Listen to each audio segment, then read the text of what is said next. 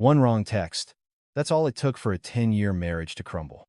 While my husband was enjoying a long, hot shower, I accidentally saw a message that shattered my entire world. It was from his young secretary. And I was pregnant, in the midst of a betrayal that made it hard to breathe. A decision flashed through my mind. A decision that would shock them all.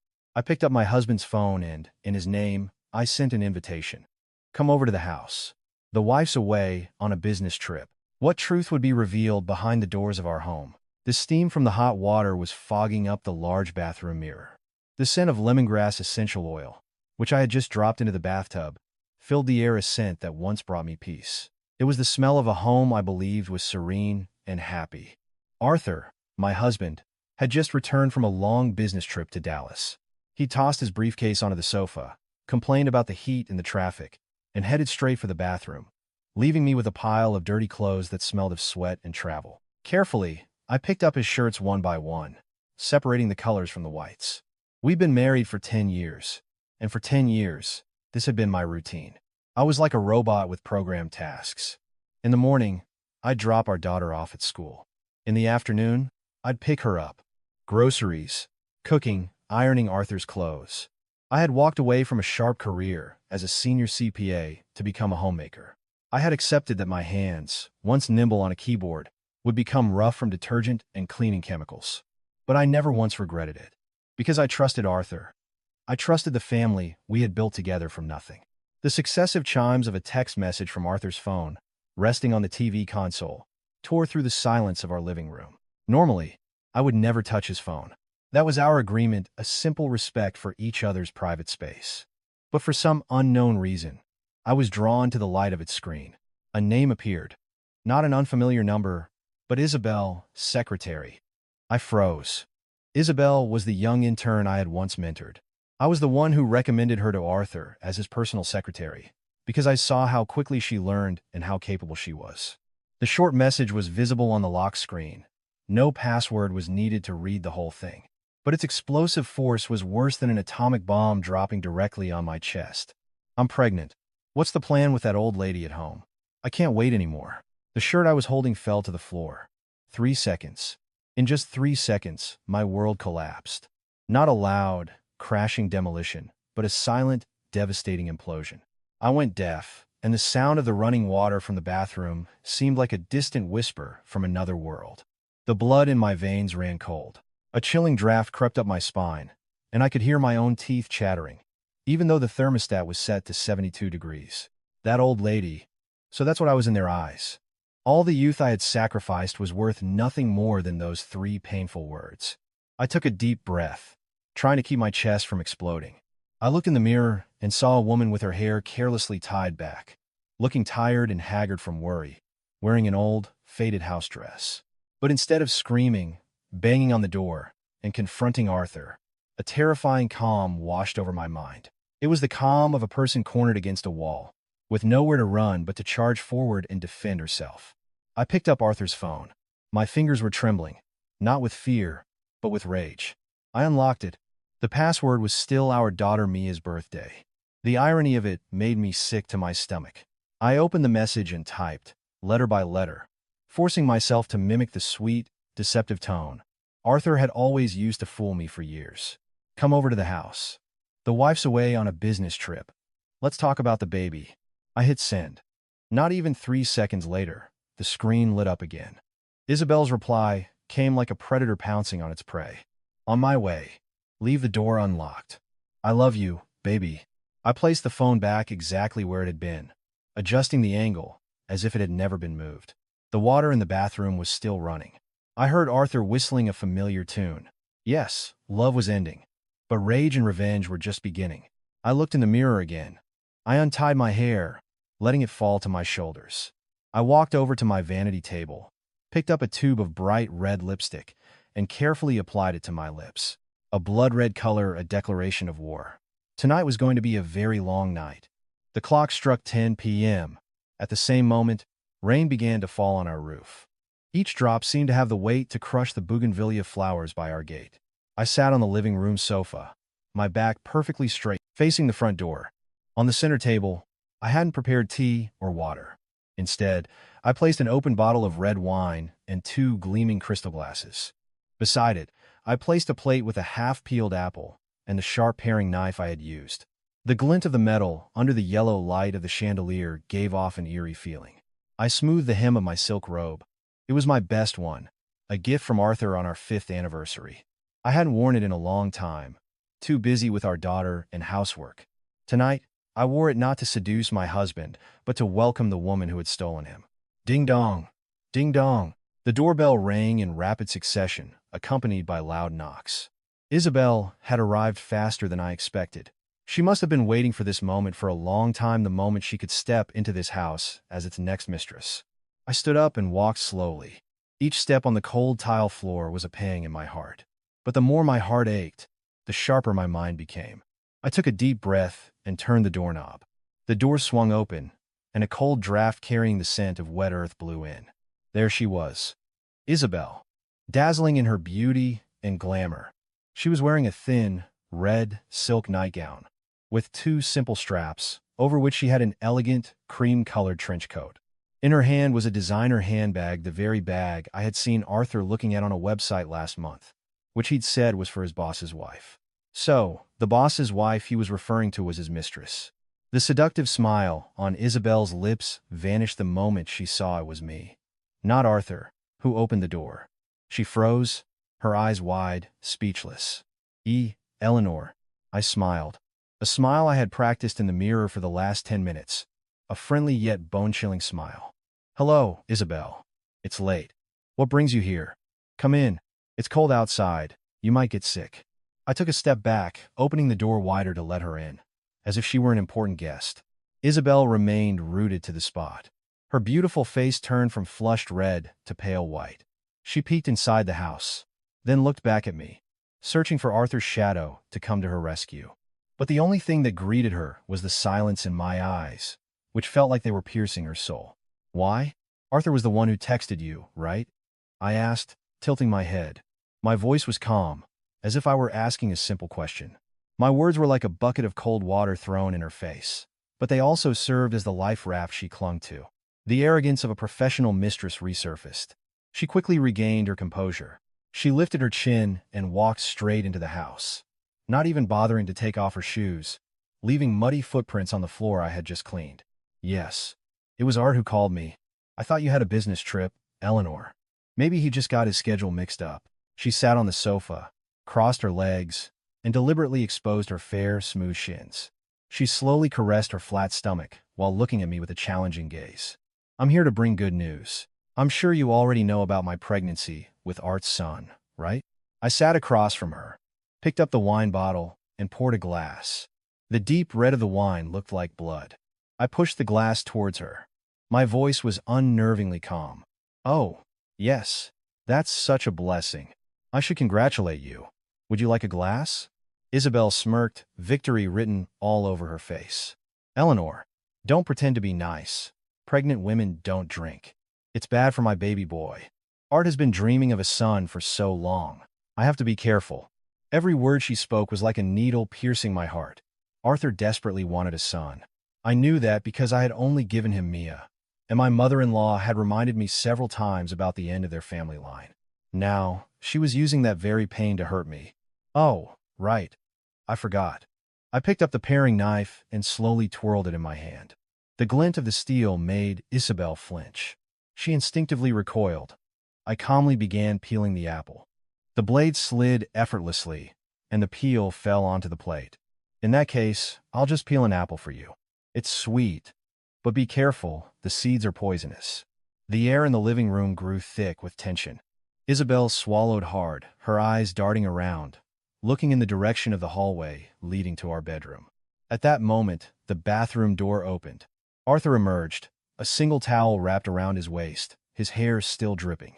While drying his hair, he was whistling and called out loudly, "Honey, can you get me some cold water? I'm so thirsty after that shower." His whistling abruptly stopped. His feet froze mid-step, as if he'd turned to stone. His eyes widened, his pupils constricting as he took in the scene before him. His wife holding a sharp knife and his mistress sitting terrified on the sofa. Two women, one legal wife, and one mistress face to face in the same room, under the same roof. Even the towel around Arthur's waist seemed about to fall from his trembling body. Time seemed to stop in our living room. The sound of the rain outside grew louder, drowning out even Arthur's heavy breathing. He just stood there, naked, both literally and figuratively. His expression shifted from shock to intense panic. "Isabel, what are you doing here?" Arthur's voice trembled. His eyes darted back and forth between me and Isabel, as if looking for a hole to hide in. When Isabel saw Arthur, she immediately dropped her mask of arrogance and put on the face of a pitiful victim. She quickly stood up, ran to Arthur, and buried her face in his chest as tears began to fall like a summer rain. "Arthur, I'm scared. Eleanor tricked me into coming here. She's holding a knife. She said she's going to kill me and your son." Isabel sobbed, her hand protectively on her stomach, trembling like a gentle lamb before a wolf. I remained seated, still holding the knife and the half-peeled apple, watching their cheap melodrama with a wave of nausea. The man I once loved and respected was now embracing another woman right in front of me, inside my own home. When Arthur heard what Isabel said, his natural instinct to protect his mistress and the son who would carry on his legacy took over, burying his fear and guilt. He lifted his head and looked at me. His eyes no longer showed remorse, but the anger of a man caught in the act, shouting to cover his own sin. "Eleanor, what is this nonsense? Why did you trick her into coming here? What do you plan to do to my son?" Arthur yelled, his face turning red. I placed the knife on the table with a dry thud. I stood up, looked Arthur straight in the eye, and spoke clearly and firmly. "I tricked her? Look at your phone. The text you sent her. Come over to the house. The wife's away. Does it really matter who invited her, now that she's here, carrying your blood in her womb?" Arthur was stunned. He knew he was exposed, but his male pride couldn't accept the mistake. He tightened his embrace on Isabel, as if I were a monster ready to devour them alive. "Even if she's pregnant, you're an educated woman. Why are you acting like a common thug? Who are you trying to scare with that knife?" I was peeling an apple for our guest. A guest who comes to our home should be offered something to eat or drink. That's what your mother taught me. But for uninvited guests who want to sit on the homeowner's head, they're lucky this is how I'm treating them. I smiled bitterly, my eyes fixed on Isabel, who was pretending to tremble in Arthur's arms. Seeing Arthur take her side, Isabel grew bolder. She cried out in pain, clutching her stomach. "Ouch! Arthur, my stomach hurts. I think I might be bleeding." Her gaze at me was venomous. "I'm scared. It might affect the baby." The classic, overused bleeding scene from soap operas was employed shamelessly by Isabel, but for Arthur, it was more effective than anything. Hearing the words "I might be bleeding," Arthur turned pale. "Isabel, what's happening? Don't scare me. My son." Arthur panicked, forgetting he was nearly naked, forgetting my presence as his wife. "Take her to the hospital. Now." He yelled at me, his voice a command, as if I were just a maid. "What are you standing there for, Eleanor? Get the car keys." I didn't move. I crossed my arms, coldly watching their show. "The car is our property. The keys are on the hook. If you want them, get them yourself." And it's her stomach that hurts, not her legs. She can still walk. Arthur was furious. He glared at me with a hatred I had never seen before. In his rage and worry for his heir, he picked up Isabel and ran towards the door. As he passed me, perhaps out of panic or a desire to vent his anger, he forcefully shoved my shoulder. The push was so strong that I lost my balance and fell against the corner of our glass coffee table. Thud! The sharp edge of the table cut a deep gash in my arm. Blood flowed, dripping onto the white floor. Pain. It was excruciating. But Arthur didn't even look back. He didn't even know I had fallen. In his eyes now, only Isabel and their unborn child mattered. The door slammed shut. A car engine roared to life and sped away into the rain, leaving me alone in a large, cold house filled with the smell of blood. I slumped to the floor, staring at the wound on my arm that continued to bleed. A wound on the flesh would heal, but the wound in my heart was just beginning to fester. 10 years of my youth, 10 years of sacrifice for the family, and the return was a brutal shove and an unhesitating abandonment. I didn't cry. My tears had dried up the moment I read that text. I crawled to find the first aid kit and bandage my own wound. Each turn of the bandage around my arm felt like another layer of armor I was putting on myself. My phone rang. It was my mom. A mother's intuition always knows when her child is in danger. I answered the call, forcing my voice not to tremble. Hello, Mom. Yes, I'm still awake. Yes, I'm okay, Mom. My voice broke. I wanted to scream. I wanted to tell my mom how cruel my husband was. I wanted to run back home to the comfort of my parents. But I couldn't. I couldn't let them worry. My father had a heart condition. He couldn't handle this news. I'm just tired, I think. Tomorrow, I'll bring Mia over to play with you and Dad. Yes, I love you so much. I hung up, staring at the dark screen reflecting my pale face. In the darkness, my eyes shone with a steely determination. Tonight, the gentle and patient Eleanor died. When the sun rises tomorrow, all that will be left is a mother ready to do anything to protect her child and take back everything that is rightfully hers. This is a fight I cannot afford to lose.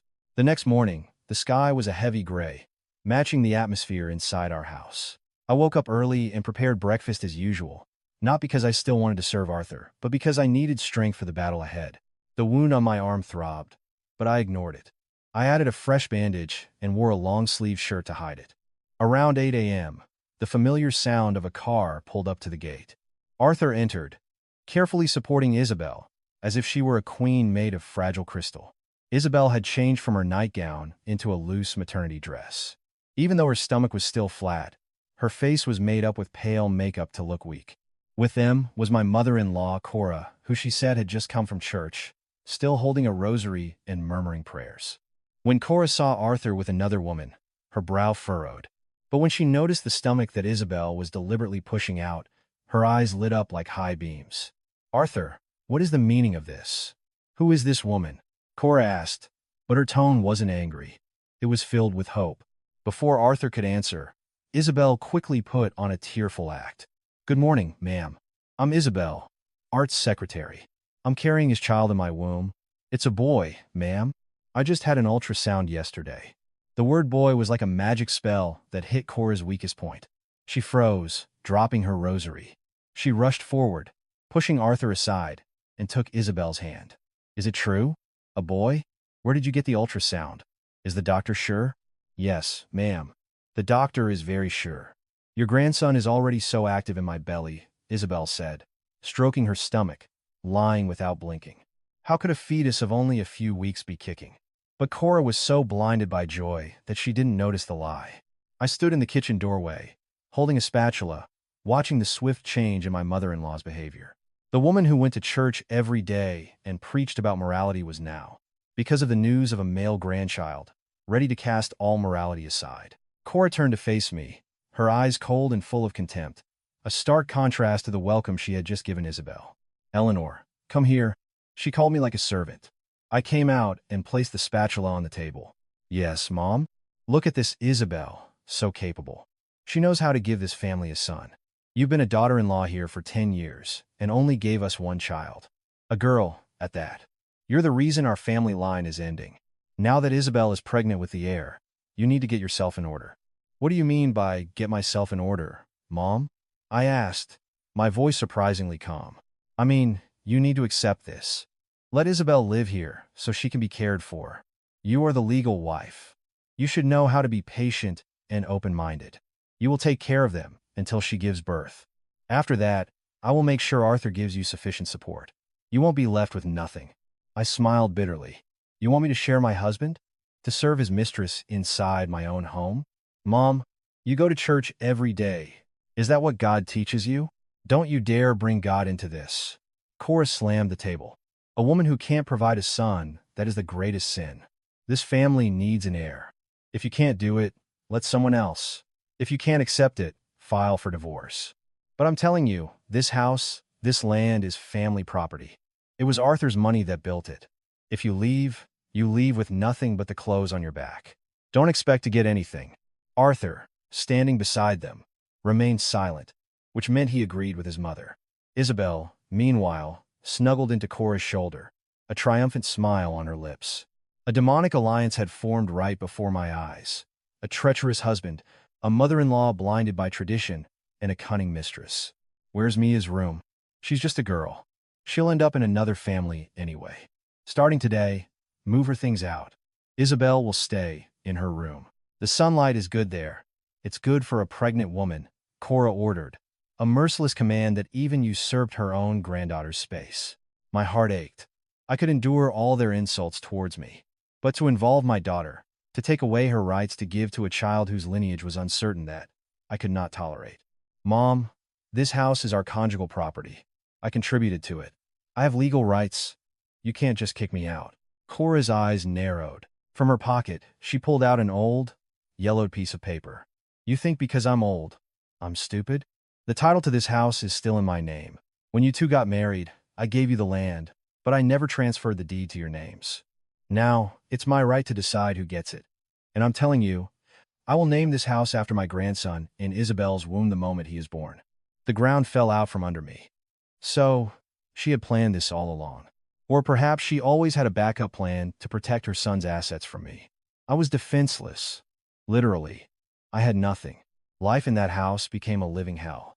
Isabel officially moved in and claimed our master bedroom, saying it was more comfortable for a pregnant woman. She pushed me into the small, damp storage room in the back of the house, which used to be for old belongings, to sleep there with Mia. Arthur began the economic abuse. That afternoon, I went to Target to buy groceries and milk for Mia. When I handed over my credit card, the cashier looked at me with pity. Ma'am, it's declined. The card has been locked. I tried the second, then the third. All of them were useless. I stood frozen in the middle of the long line, my face red with shame. Curious eyes were on me like daggers. Do you have cash, ma'am? The cashier asked quietly. I rummaged through my wallet, but only a few coins and small bills were left, not even enough to buy a small can of formula. Sadly, I returned all my items except for a pack of instant ramen. As I walked out of the supermarket, tears streamed down my face. Arthur had truly choked me off. He wanted to force me to kneel and beg, or to leave on my own accord. When I got home, I was greeted by Isabel lying on our expensive sofa, watching TV while eating imported cherries, something I rarely bought because it was too expensive. On the floor were scattered sunflower seed shells. When she saw me with no groceries, she smirked. Oh, Eleanor. Back from the store with nothing to show for it. How sad. I guess Art locked your cards, huh? He said he was worried you might use the money to support another man, so he had to tighten the leash. If you need money, just ask. I can give you some charity. It would be a shame if the family starved. I ignored her and went straight to the kitchen. But even my kitchen was no longer mine. Things were a mess. The spice jars I had neatly arranged were scattered. On the table was a pile of dirty dishes from lunch. Oh, Eleanor. Mom and I were tired earlier, so we haven't done the dishes. Could you wash them? The doctor said I shouldn't handle chemicals. Isabel's voice was commanding, like a boss to her maid. I clenched my fists, my nails digging into my palms. Patience. I have to be patient. I have no evidence yet. No money. No power. If I make a scene now, I'll lose my rights to Mia. I washed the dishes in silence, the clatter reflecting the chaos in my soul. That night, I went to check on Mia in her room. I found her huddled in a corner of the bed, clutching her tattered teddy bear, her eyes swollen. Mia. Honey, what happened? Why are you crying?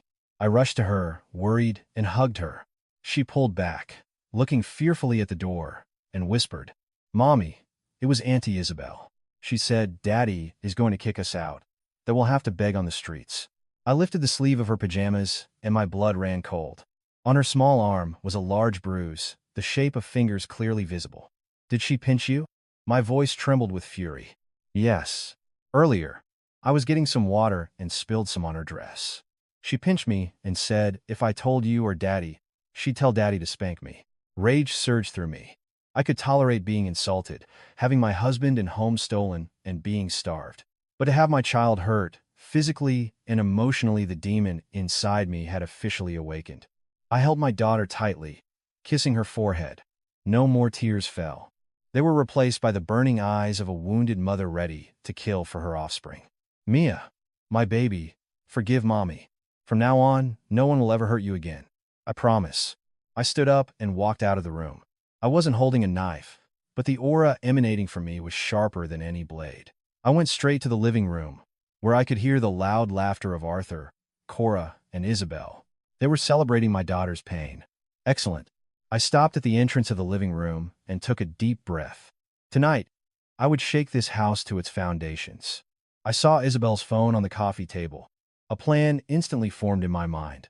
If they want to play dirty, we'll play dirty. Your own weapon will be turned against you. I entered, my face calm in a way that was terrifying. Isabel, would you like some bird's nest soup? I'll make you a bowl. It's good for my mother-in-law's grandchild. They all fell silent. Was my sudden compliance a sign of surrender or the beginning of a massive storm? In the days that followed, the house I once called home became a prison of pretense and deception. I forced myself to play the role of the defeated wife and obedient daughter-in-law, looking for the right moment to strike back. But I never imagined that human evil, when fueled by greed, could be so absolute. Lately, it felt like there was a constant fog in my mind. I was always dizzy, as if I were floating. My memory had suddenly weakened. Once, while I was cooking a stew, I turned away for a moment, and when I came back, the broth was so salty it was as if an entire container of salt had been poured in, even though I was sure I hadn't seasoned it yet. Another time, after I had hung the laundry, I went outside again to find the clothes scattered on the ground, covered in mud. Eleanor, did you forget to take your vitamins again? You seem so out of it lately. Look, you left the iron on. Now, Art's best shirt is ruined. Isabel's shrill voice from the living room snapped me out of my daze. I ran inside. Shocked, I saw Arthur's white dress shirt with a large burn mark, the iron still smoking. I froze. I was absolutely certain I hadn't touched the iron all morning. Arthur, coming down the stairs, looked at me with a mixture of disgust and feigned pity. Eleanor, what is wrong with you? You just stay at home, a freeloader, and you can't even do simple chores right. Maybe you're actually going crazy. No, I stammered, my throat dry. I wanted to explain, but my head was throbbing as if it were splitting open, and my eyelids felt incredibly heavy. That evening, after a tense dinner, Isabel handed me a glass of orange juice. Her face was full of fake concern. Drink this, Eleanor, to get your strength back. Look how pale you are. We're still family, right? You need to be healthy to take care of Mia. I looked at the glass of juice, suspicious, but the dryness in my throat and the headache weakened my resolve. I took the glass and drank it in one gulp. There was a strange, bitter aftertaste. Just 15 minutes later, my world began to spin. The walls seemed to be closing in, and the ceiling started to turn. I felt an intense heat, as if there were a fire inside my body. I tried to stand up to get some cold water, but my limbs wouldn't obey. In my daze, I saw myself screaming and throwing things. I saw Isabel huddled next to Arthur, holding her phone and recording me with a demonic smile on her face. I heard Cora's voice shouting to the neighbors, "Help us! My daughter-in-law is going crazy. She has a knife. She's going to kill us. Help!" I wanted to scream that I wasn't crazy, that they had drugged my drink, but my tongue was numb. Only meaningless moans came from my mouth. The last image I saw before the darkness consumed me was Arthur's cold, cruel face. He was looking at me like a piece of trash that needed to be thrown out as soon as possible. When I opened my eyes, the harsh smell of disinfectant assaulted me, making my stomach churn. I was lying on a cold, metal bed. My wrists and ankles were bound with leather straps. Around me were 4 white, windowless walls. The steel door opened. A man in a white coat entered, followed by Arthur. I recognized him, Dr. Evans, one of Arthur's old drinking buddies. "How is she, Doc? Is my wife's condition serious?" Arthur asked, his voice dripping with nauseatingly fake concern. Dr. Evans pushed up his glasses and looked at me without emotion. "Acute psychosis. She has violent tendencies and delusions. She needs to be isolated and treated long-term. Her medical certificate is ready. Don't worry." My blood ran cold. A perfect plan. Make the wife look insane to legally get custody of the child, seize the assets, and destroy her reputation. I struggled and screamed, "Arthur, you devil! Let me go! I'm not crazy." Arthur leaned in close, whispering so only I could hear. "Just be quiet, Eleanor. Rest for a few months. Wait until after my wedding with Isabel. If you're still sane then, I'll come get you." He pressed a crumpled piece of paper into my hand, smirked viciously, and turned away, leaving me screaming in despair inside that white room. But the most painful thing wasn't the imprisonment. It was the words written on the paper he gave me. "Your father is at Northwestern Memorial. He had a heart attack." The news that my father had a heart attack was like a blade plunged straight into my heart, more painful than any physical torture.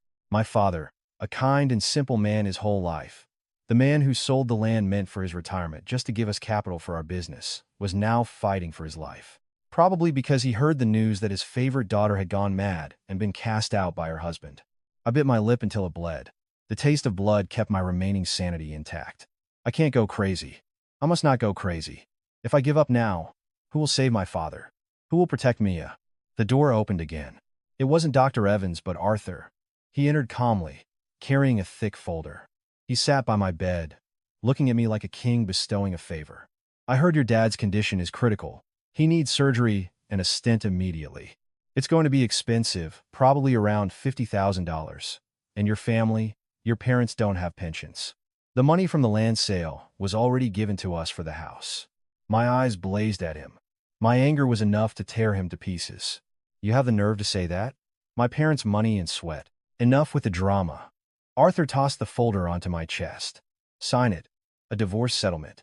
You leave with nothing and surrender your custody rights to Mia. In return, I'll transfer $50,000 right now for your father's surgery, and I'll tell Evans to release you from this place.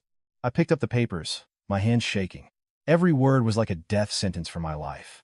Assets. Eleanor Hayes willingly relinquishes any and all rights to conjugal properties.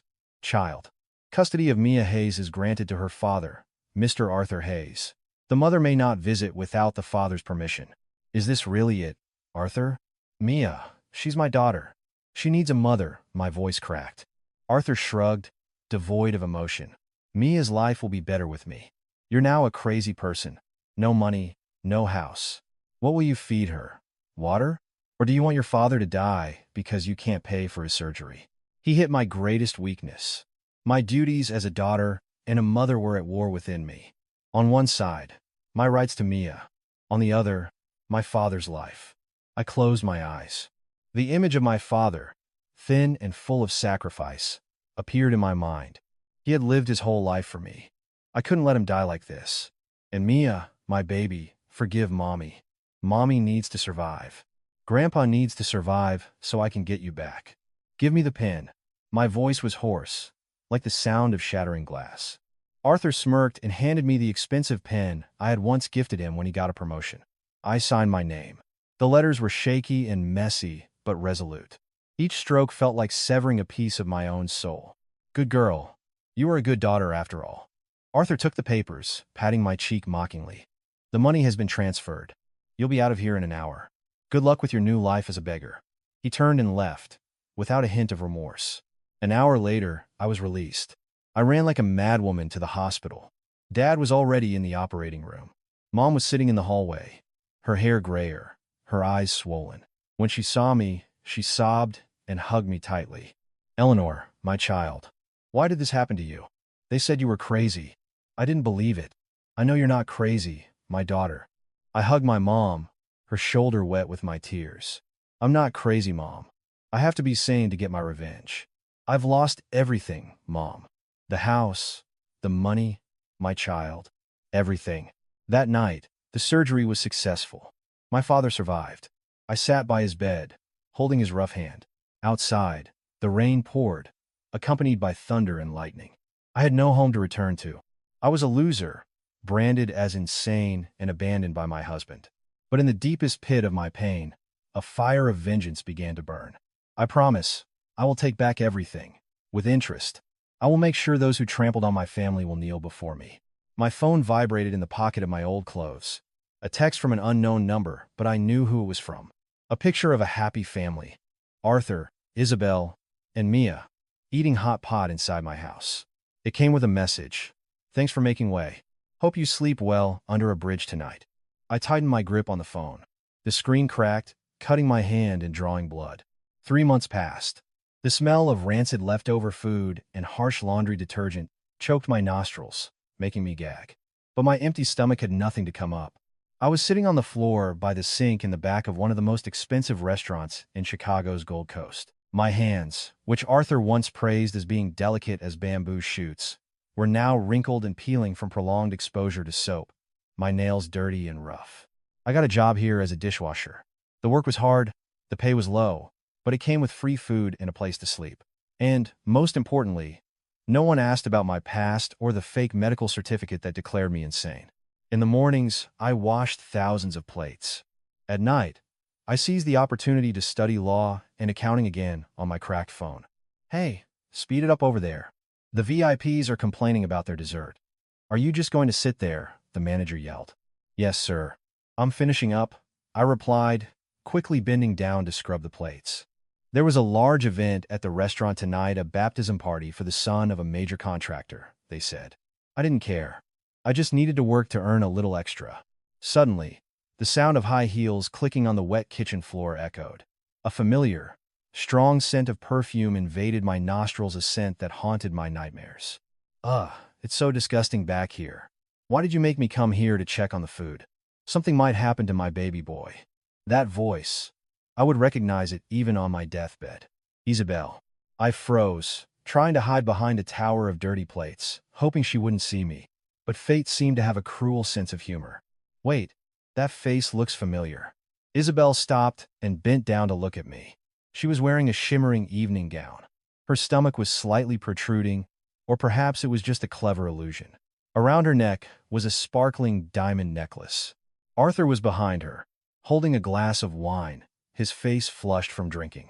He looked at me, his eyes narrowing with contempt. Well, look who it is. My ex-wife. Wow, you've really hit rock bottom. Washing dishes to survive. The saying is true. You can't make a silk purse out of a sow's ear. Even dressed in gold, trash is still trash. I slowly stood up, brushing off my grease-stained uniform. I lifted my head and looked them straight in the eye. My eyes no longer showed fear, but the stillness of the sea before a powerful storm. There is never any shame in honest work. It's better than living a life of deceit and exploiting others. Isabel laughed loudly, a grating sound. Still got that fire in you, huh? Arthur, look at her. Pathetic. Fine. For old time's sake, I'll give you a little charity, for luck from your nephew. Isabel took some crumpled $1 and $5 bills from her purse and threw them at my face. The bills fluttered down and landed in the dirty water at my feet. Pick it up. Buy some medicine for your craziness, Isabel sneered. Arthur joined in her laughter. That's enough, darling. Don't associate with trash. Let's get back to the party. They're waiting. They left, leaving me standing amidst the dirty dishes and scattered money on the floor. I didn't cry. I bent down and picked up every single bill, not because I needed it, but because I respected its value, and I would use this very money, this symbol of my humiliation, to send them to their own personal hell. Later, while I was emptying a bucket of dirty water in the women's restroom, I heard someone vomiting in the VIP stall. The door was slightly ajar. Out of curiosity, I peeked. It was Isabel, forcing herself to throw up everything she had eaten. But what made my world stop wasn't her vomiting, but what she did next. She stood up, flushed, and from her handbag, she took out a small flask of liquor. She chugged it down like an addict who hadn't had a fix in a long time. A pregnant woman, carrying a precious heir, was secretly drinking hard liquor in the bathroom. Something was wrong. My gut told me there was a problem with Isabel's pregnancy. Or maybe she was an alcoholic and didn't care about the baby. Or maybe the pregnancy wasn't real at all. I held my breath, took out my phone, and quietly took a picture of the scene through the crack in the door. At midnight, my shift was over. I dragged my exhausted feet along the quiet sidewalk. The cold wind cut through my thin clothes. In my mind, the image of Isabel drinking alcohol played on a loop. That evidence danced in my thoughts, but I didn't know where to start to expose it. How could I, a mere dishwasher, get her medical records? Eleanor? Is that you, Eleanor? A sleek black car pulled up beside me. The window rolled down, and I saw a man in glasses, looking intelligent and decent. My eyes narrowed. Mark? I said in surprise. Mark was my old classmate from college. He used to have a secret crush on me but was too shy to act on it. Because back then, Arthur and I were the campus power couple. After graduation, I heard he went to law school on the East Coast and was now a famous lawyer with his own firm. Mark quickly got out of the car when he saw my pitiful state, messy hair, smelling of food, and rough hands. He couldn't hide the pity in his eyes. My God, Eleanor, what happened to you? I heard you two separated and that you got sick, but I never imagined it was this bad. I forced a smile, hiding my hands behind my back. That's life, Mark. Sometimes you're up, sometimes you're down. How have you been? Get in. I'll give you a ride. Don't refuse. I can't let you walk alone at this hour. Mark insisted, I get into his car. Inside, the warmth and the scent of his cologne made me even more aware of my own condition. Faced with Mark's kindness, the wall I had built around myself crumbled. I told him everything about Isabel's pregnancy, being framed, being forced to sign the divorce papers to save my father. I sobbed, pouring out all the pain I had held in for so long. Mark listened in silence, his hands gripping the steering wheel tightly.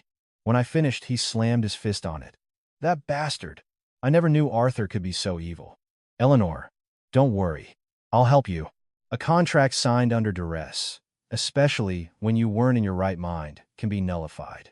And based on your story, there's a clear case of fraud and theft of assets. But I don't have money to pay for a lawyer, Mark, I said weakly. I don't need your money. I need to see justice served, and I want to see you smile again like you used to. Mark looked at me, his eyes full of warmth. Tomorrow, come to my office. We'll start over. I'll help you investigate Arthur's company. I have a feeling he's in deep financial trouble, which is why he rushed to get rid of you and seize your family's assets. The next morning, I went to Mark's law firm. He showed me a thick folder, the result of his all-night investigation. Look at this, Eleanor. Arthur's construction company is just a big facade. He has debts to the bank and loan sharks amounting to millions, all because of gambling and bad investments. He's been secretly transferring your assets to shell corporations for the past year. I was stunned by what was written on the paper. So, he had been planning to leave me for a long time. It wasn't just about Isabel. She was just a pawn to speed up his plan to steal everything, especially my parents' land. And one more thing, Mark hesitated, then pulled out another document. I ran a background check on Isabel. She's not just some simple girl. Before Arthur, she victimized two other wealthy men using the same MO. Pretend to be pregnant, then claim a miscarriage and disappear, with a large sum of money. A jolt went through me. My suspicion was correct. Isabel was a professional con artist, and Arthur, who thought he was so clever, was just another fat fish on her line. Mark, I need evidence about her pregnancy. I saw her drinking alcohol. If she's not really pregnant, everything Cora and Arthur are holding on to will collapse. All right, that's where we'll attack. But you need to be careful, Eleanor. You're poking a nest of snakes. They'll bite you hard. I'm not afraid of being hurt anymore, Mark. The only thing I fear now is not getting justice for my daughter. A security guard's rough hand clamped down on my shoulder like steel talons. The smell of cheap cigarettes on his breath was nauseating. In that moment, intense fear was suddenly replaced by a powerful will to live. I knew that if he got this paper, not only would my plan be ruined, but my life might be as well. Arthur and Isabel were capable of anything to silence me. Let go of me, you creep. Help, pervert. I screamed at the top of my lungs. My shrill voice shattered the silence of the alley. At the same time, I faked a seizure. I thrashed on the ground, foaming at the mouth, my eyes rolling back in my head. The guard panicked.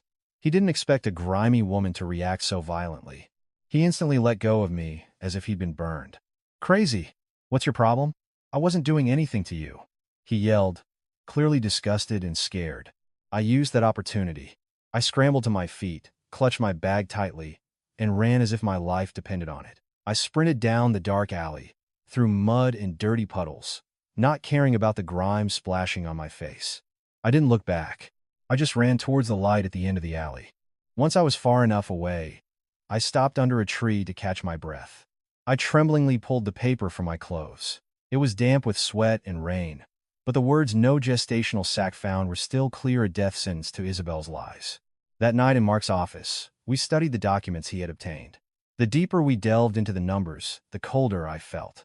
The image of Arthur as a successful businessman was just a massive lie. Look at this, Eleanor. Mark pointed to a row of red numbers on the computer screen. Arthur's company is drowning in bank debt, over $10 million. The loan sharks he borrowed from for his fake projects are about to come collecting. He's on the verge of bankruptcy. I was stunned, but he buys Isabel expensive bags. He got a new car and is planning a huge party. It's a fake image to attract new investors he can scam. Mark explained. And most importantly, he needs clean money to pay off the bank debt. And do you know where he's going to get that money? I looked at Mark, and in his eyes, I understood everything. My parents' land, I whispered, my voice breaking with pain. The vast property in rural Wisconsin where my parents lived was now worth over $15 million due to a new planned expressway. Arthur knew that very well. Exactly, Mark said. He needed to divorce you so you'd have no claim to the property. Then he would use whatever means necessary to force your parents to sell the land.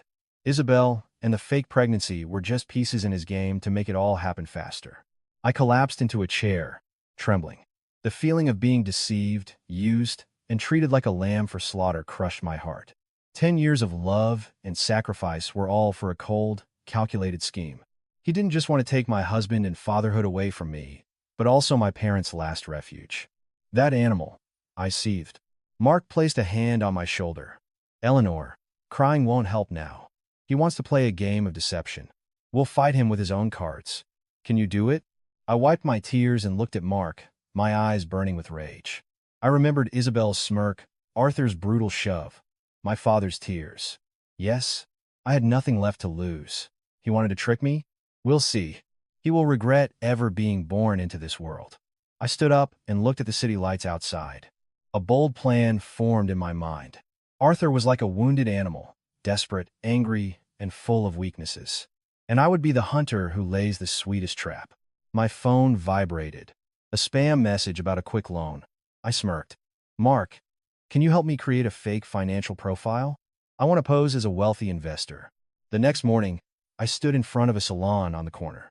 In the mirror, I saw a tired, frumpy-looking woman. My long, curly hair was tied back carelessly, the look Arthur always hated. Cut it. Give me a short, modern bob, I told the stylist. With a snip of the scissors, the long hair that symbolized my past fell to the floor. I felt lighter. From there, using the money Mark had lent me, I went to a high-end department store on Michigan Avenue. I chose elegant business suits, silk blouses, and high stilettos. In front of the mirror, I was no longer Eleanor, the dishwasher. I was no longer the martyred wife. I was Eleanor Hayes, the once brilliant CPA. I put on a navy blue suit, applied a bold red lipstick, and sprayed a perfume that smelled of sandalwood, the scent of power. With Mark's help, I got a job as the head of internal audit at a company that was a direct competitor to Arthur's. My mission: to find all the evidence of his fraud. Bingo! I quickly found his weakness. In a major project, he had falsified his company's financial records and used fake employee names. Furthermore, he colluded with a supplier to use low-quality steel and concrete to pocket millions. This was his Achilles heel. I used a new SIM card and sent a message to Arthur. Mr. Arthur Hayes, I know about the substandard steel you're using for the Lotus Tower project. If you don't want the FBI knocking on your door tomorrow morning, you'd better be prepared. Sincerely, someone who knows too much. I hit send and sipped my coffee. On the other end, I was sure Arthur was jumping out of his skin with fear. He would suspect everyone, and suspicion is the fastest poison. Next, I created another email and sent it to Isabel. The content: copies of Arthur's bank debts. The message: thought you hooked a millionaire. Turns out he's bankrupt. Start saving up for your new home under a bridge, girl. I closed the laptop. The game was just beginning. Arthur, you made me look crazy in everyone's eyes. Now, I'll make you a puppet dancing on my strings. My phone rang. It was Mark. Did the fish take the bait? He asked. I replied, he's flailing. I stood up, adjusted my suit, and walked out of the office like a warrior. I had no fear, because behind me were my daughter and my parents, waiting. I had to win, and as expected, those messages were like bombs exploding in Arthur's family. I asked a friend who was a rideshare driver to watch their house. The report: loud shouting and the crash of breaking objects. Isabel, upon learning about the debt, surely panicked. She would try to steal money and run.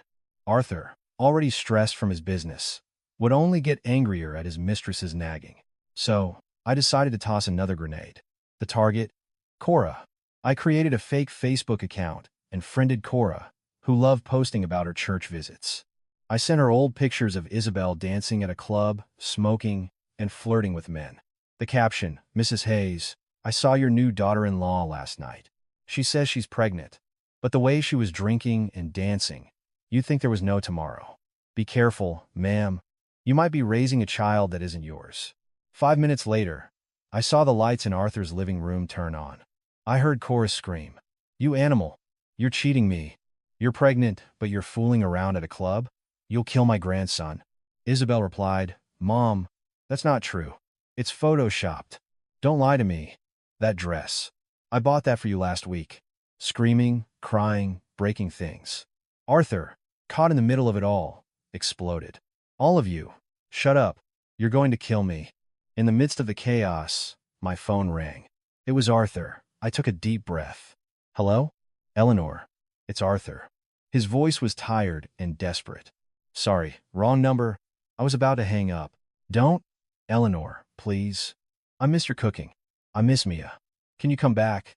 Just for a little while. Things aren't good with Isabel. It's my fault. I'll make it up to you. Let's have breakfast tomorrow at our favorite diner on the corner. His fake sweetness was chilling. He wanted to use a plate of pancakes to get his hands on $15 million worth of land. Fine.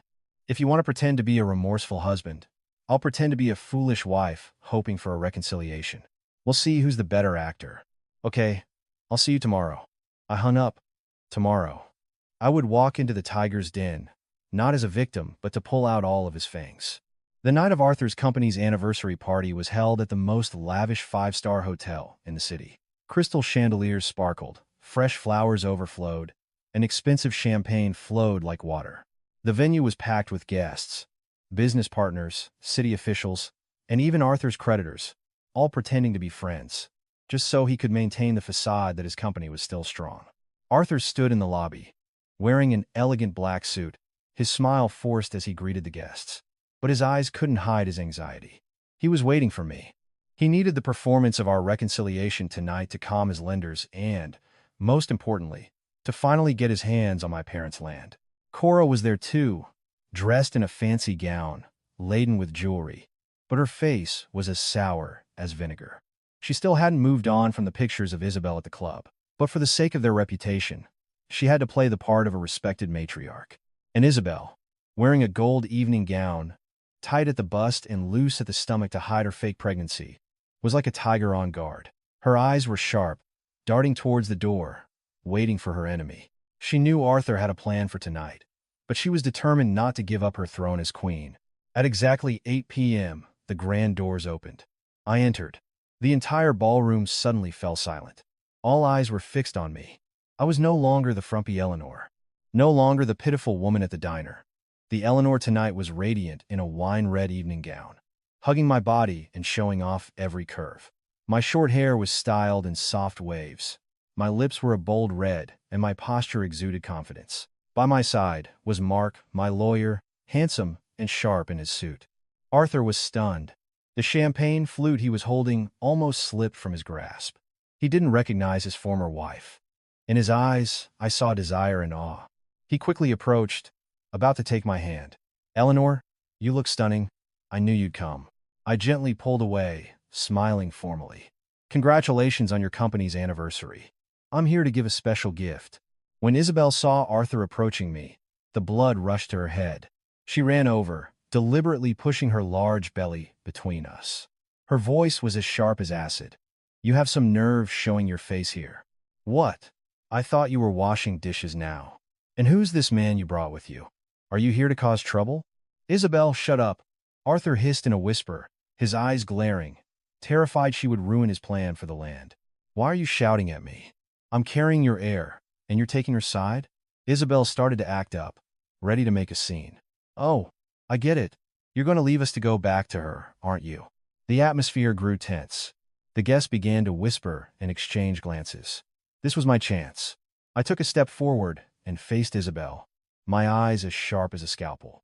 Isabel, you say you're pregnant with the heir. Are you willing to see a doctor? Right here. Right now? What are you talking about? Why would I get a checkup for you? Isabel stammered, backing away, clutching her stomach. Because I raised my voice for everyone to hear, that someone saw a pregnant woman drinking alcohol like water and dancing at a club all night long. I'm just concerned for Arthur's lineage. You liar! Isabel lunged, her hand raised to slap me. This was what I was waiting for. I slightly dodged and accidentally stuck out my foot. Oof. Isabel tripped and fell flat on her stomach. A loud thud echoed through the room. The entire ballroom gasped in horror.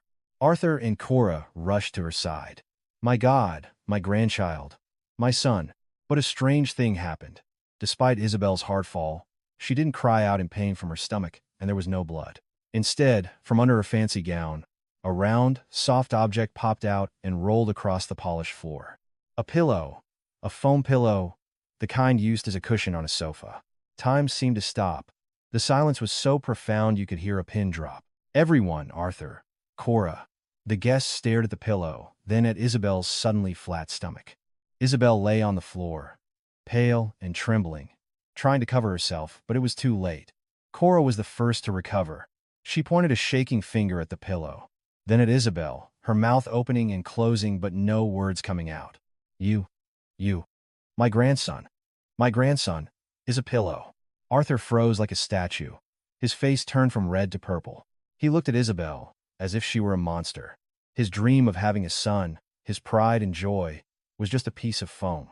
I stood there, watching the tragedy unfold, and smirked coldly.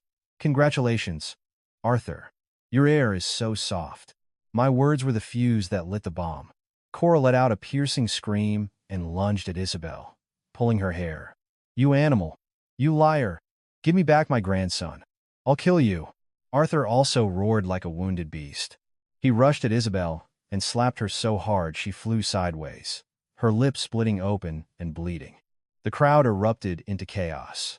Camera flashes went off relentlessly. Tomorrow's tabloids would be filled with the news. Famous contractor, scammed by mistress faking pregnancy with a pillow. But that wasn't the end. I turned to Mark and nodded.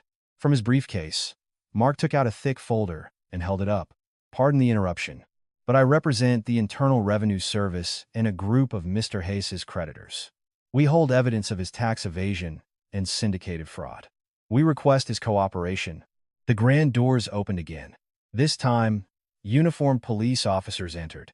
The glamorous ballroom had suddenly become a courtroom. The whispers of hundreds of guests were like buzzing bees, destroying the last remnants of Arthur's family's dignity. Amidst the chaos, the pillow lay on the floor, a silent witness to a monumental lie. I crossed my arms, quietly watching the collapse of an empire built on deceit. I didn't need to do anything else. Evil was destroying itself. Cora, the mother-in-law who always boasted of their clean name, was pale. She pointed a trembling finger at Isabel.